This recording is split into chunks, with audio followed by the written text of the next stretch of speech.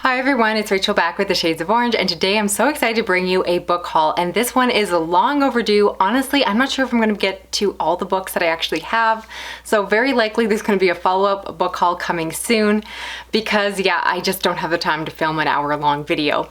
But this is a really exciting one, at least for me, because I just had my birthday, so I got some really generous gifts from online friends, and I also have some really exciting books from publishers, and yeah, just too many good books to share. So let's get into it. If you are interested in one genre and not another, I will have some timestamps linked down below if I'm organized so that you can kind of hop around the video, but I'll just talk my way through these books. Some of them I've read, some of them I have not, and so we will just check them out and get your opinions. Let's get started. So let's start with the gifts that I received, and as I mentioned, it was my birthday in July, so I got several generous gifts, and it's kind of cool. It's a mishmash of all the genres that I read, and I realized after the fact that these are actually the only birthday gifts that I received this year.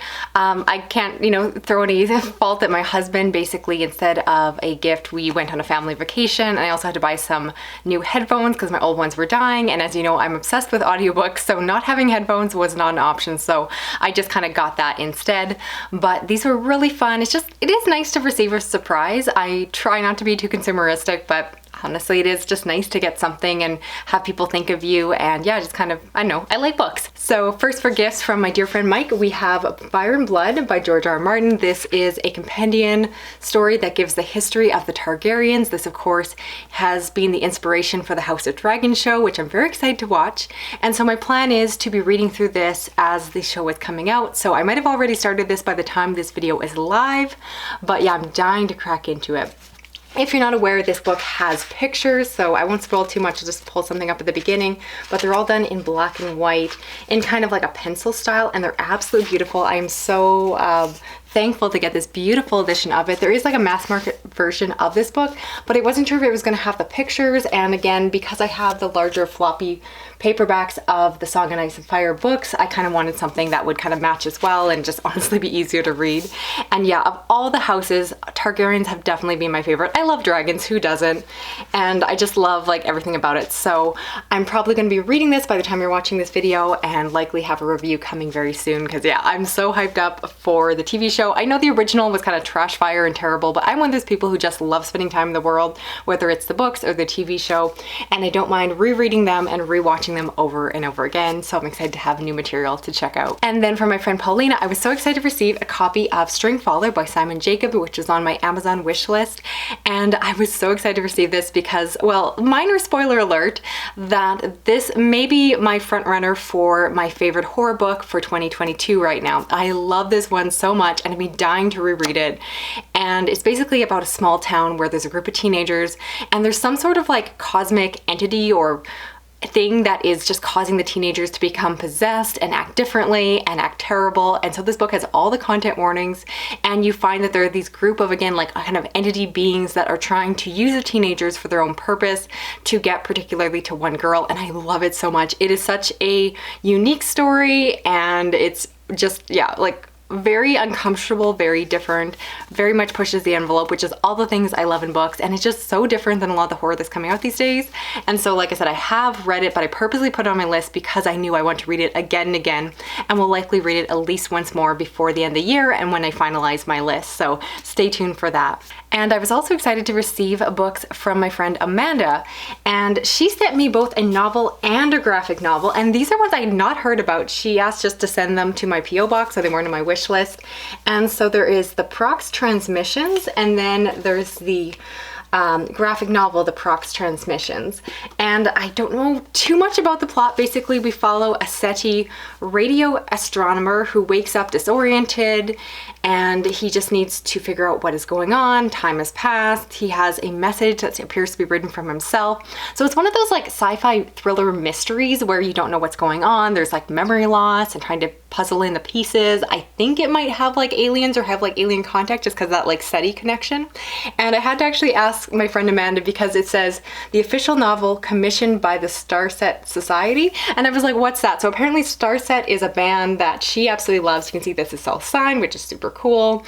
I originally, when I got this, I was like, oh no, did she send me some like crazy, like, I don't know, like Scientology cult book or something? I kind of panicked.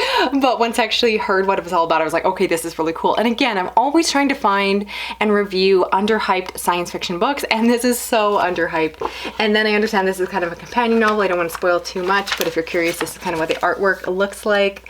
It's all done in color, and yeah, I'm just excited to get into this. And like I said, it's kind of cool just to get something totally off my radar, so thank you so much, Amanda. And I also want to talk about 2 audiobooks that I've received as gifts. The first one is Down Below Station, which I received from Steven online. He sent them via Libro FM, and I actually really appreciate. He ended up having to send me 2 audiobooks because of the way that Libro FM split it into 2 versions. It's a dramatization of the novel, and I understand that CJ Cherryh is one of his favorite authors, and I am really liking her work as well. I want to read more of it, especially in this Down Below Station, the series that goes along with it, which doesn't actually have a lot of books available in my library, so I really appreciate that. He saw this book on my Amazon wish list, but instead sent the audio, which, by the way, for those of you that are international, I do totally understand. If you ever thought about getting me a book, I understand that you know, you have to look at like Canadian conversion if you're looking at the Amazon website and all that. So if you ever are interested in sending me a book to kind of nudge it onto my TBR, audio is a great way to go because, you know, I love audiobook versions of books. And like I said, you don't have to worry about shipping and whatnot. So just keep that in mind if you're ever wanting to pass along or flip a coin to your booktuber. Audiobooks are a really nice surprise. So I'm really excited to get into the audiobook versions. I've read the physical version of this book, and like I said, I loved it. It gave me almost The Expanse vibes, like something similar. And I just feel like no one talks about CJ Cherryh online. So I'm very excited to experience the audiobook because honestly, when I have a favorite, typically I like to reread it over and over again on audio. And that is my plan with this one. So thank you so much, Stephen. It was such a wonderful surprise. It popped up in my email and I thanked you online, but again, thank you, thank you. What a nice surprise. I really do appreciate it and will definitely be giving more CJ Cherryh coverage on my channel. And speaking of generous Stephens who send audiobooks, a week before this happened, I also received an audiobook via Audible. And this one was The Bone Ship by R.J. Barker, which is a epic fantasy that I believe is like set on the sea. I don't know if it has like pirates, things like that. I hope so. If it has pirates, I will be extra excited for it. But it's an epic fantasy series I've heard about but just never gotten into, and I never had access to the audiobook version. And this Stephen sent it to me and said that this is the way to go, said I should definitely check it out. So thank you so much, Other Stephen.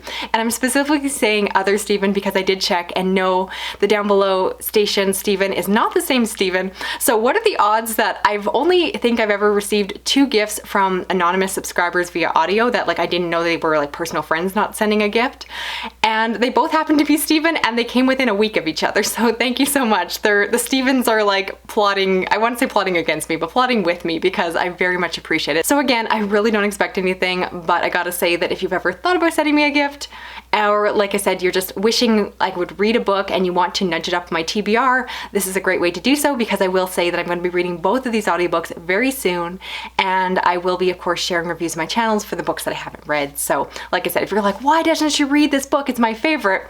That's a pretty good way to motivate me. I do like to really use and consume the books and gifts that I receive, so thank you. Next, let's talk science fiction, and I received a copy of 36 Streets by T.R. Napper. This is a book that came from Titan Books and is definitely one of my favorite science fiction new releases for the year. This is a cyberpunk novel that is set in an area of Vietnam that is controlled by China, and we follow someone of mixed racial descent that is living there.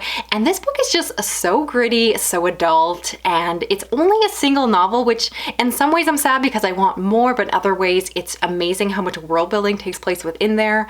I don't always love cyberpunk, but this one just worked so well for me. I just adored it, and yeah, really would recommend it. I feel like it's such a sleeper hit. I just never see people besides Science Alliance. She talked about this book. No one else, in my opinion, is talking about this online, or at least I'm watching the wrong channel, so let me know. But yeah, really excited to receive a copy. Definitely going to be talking about this book again.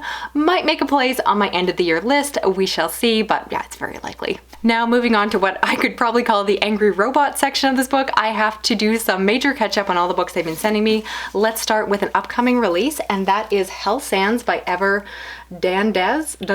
I'm gonna butcher that, I'm so sorry.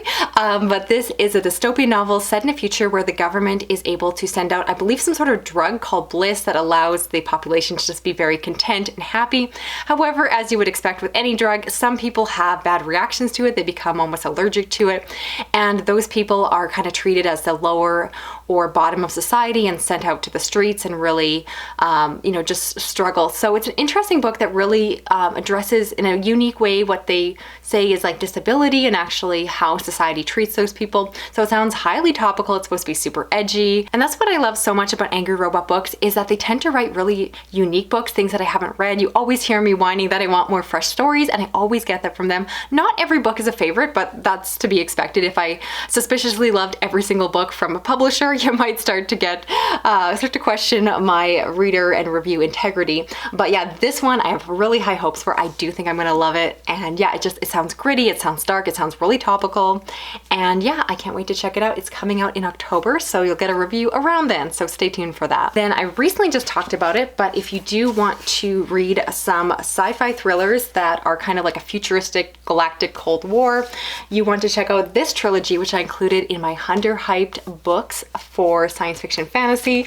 I don't know if I want to attempt to pronounce these titles again, but there's the Bayern Agenda, the Elf Extraction, and then it ends with the Nova Incident. All three of these books are now out. This is the last one, I believe, that completes the trilogy that just came out this year. And yeah, they're just like it says, you kind of follow a spy, and it's full of action and adventure, and they're easy to fly through. So I thought they were a lot of fun. And if you want to talk unique science fiction books, I also want to mention The Circus Infinite by Can Wong. And this is a standalone science fiction book with fantasy elements to it, or fantastical elements at least, because the main character has some kind of psychic-like powers. They are on the run and they end up going to the Pleasure Moon and getting pulled into the circus mafia.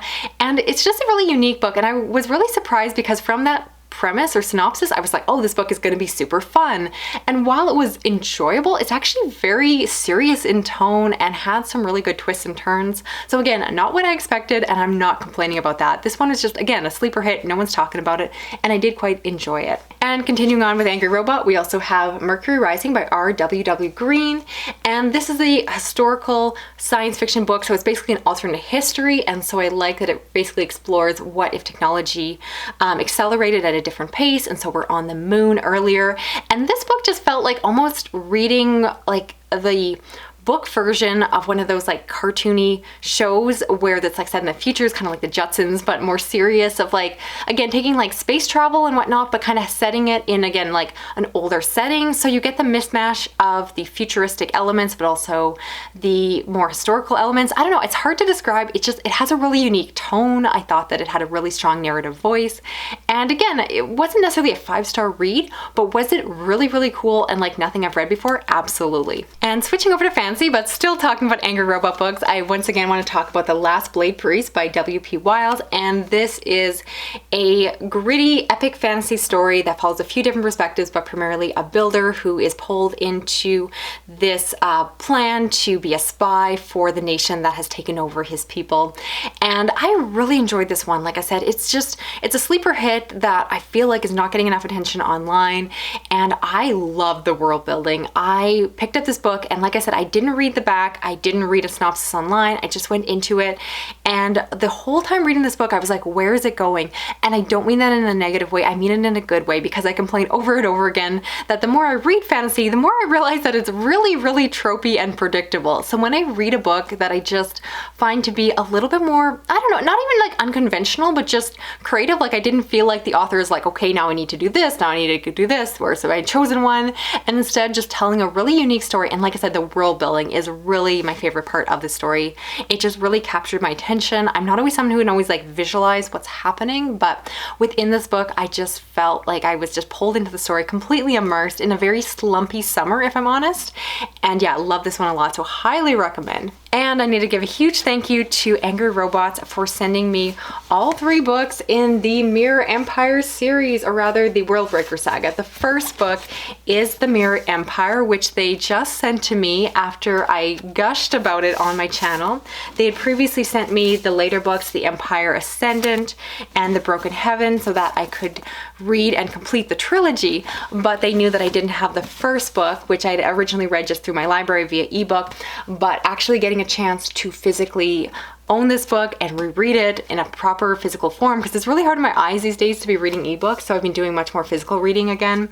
And oh my goodness, I love this series. I'm definitely going to do a reread before the end of the year. As I mentioned in my mid-year book freakout tag video. This is easily the book series to beat in terms of backlist fantasy. This is gritty, it is dark, it is topical, it is so uncomfortable. It gives me N.K. Jemisin vibes, and so I do not know why everyone is not reading this series. I definitely want to read it again, and yeah, thank you so much for allowing me to do so, Angry Robot Books, because like I said, it is a lot easier if I can physically read the book, because yeah, just my eyes are kind of getting tired from all the reading I'm doing. Go figure. All right, moving on. And I also want to thank Titan Books for sending along a copy of The Storm Beneath a Midnight Sun. And I'm not going to try to pronounce the author's name, but if you're not familiar with this book, this is a follow-up companion book to Shadows of the Short Days, which is an Icelandic epic fantasy book that originally was written as a standalone, or at least that's how I understood it to be. But now it has a companion book, but when I say companion, I really mean companion. I have started to read it, and I'll let you know that it is very different. It follows different characters in a different place, so you really could read them out of order, but I love the first book so much that I do encourage you to check out this. But if I haven't yet, you will be getting a review of this sequel companion very soon, and I will tell you more of my thoughts then. Also, I can't talk about unique and underhyped books without once again mentioning Chasing Graves by Ben Galley, which is set in a world where people have the ability to take souls and bind them and use them as slaves, so people cannot rest as ghosts and kind of go on to the afterlife, but instead are forced into this enslavement. This book is dark and gritty. It's not horror. I wouldn't call this book scary, but is it creative and gritty with amazing world building and some really entertaining characters, a strong narrative that you just fly through? Absolutely. I've only read the first book. I would like to continue on with the trilogy if I get the opportunity, but really enjoyed this first book. And again, unique fantasy that felt fresh. If you're looking for that, I'm going to point you in this direction once again. And I also want to mention that I got a copy of Into the Broken Lands by Tanya Hoff, and this is one that came out from DAW, and this is again a bit of a sleeper hit, one that I personally had not heard about until I saw it in the marketing material, but essentially it's the start of a new epic fantasy series, and I'll be honest, the promotion material around this is really vague, so I will not be able to give you a detailed synopsis until I check out this book for myself. But again, if you're just looking for something that's off the beaten path, that isn't A Song of Ice and Fire, that isn't The Wheel of Time, that is something new, something different, I'm hoping that this will be the answer to the next series that I'm looking to check out. So I will keep you posted how I feel about this, which I believe is a debut, so keep you posted there. So that is it for this video here. I'd love to hear of the books I talked about, which ones are you planning on checking out for yourself, as well as let me know which books that I haven't already read should I prioritize for reviews. If you're new to my channel, please consider subscribing. I do read a lot of adult science fiction, fantasy, horror thrillers, and some true crime.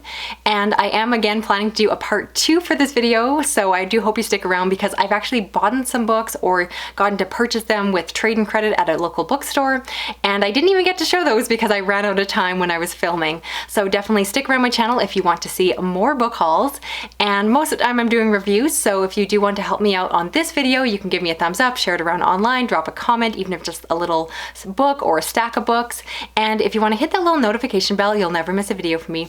Once again, I want to thank my online friends for generously sending me books for my birthday or books just because. Both are very much appreciated. I do have a limited book buying budget, especially with inflation getting crazy right now, so I very much appreciate anyone who's ever supported and sent me something, whether it be digital or physical. Both are always appreciated, and otherwise I will talk to you again soon. Thank you so much. Okay, bye-bye.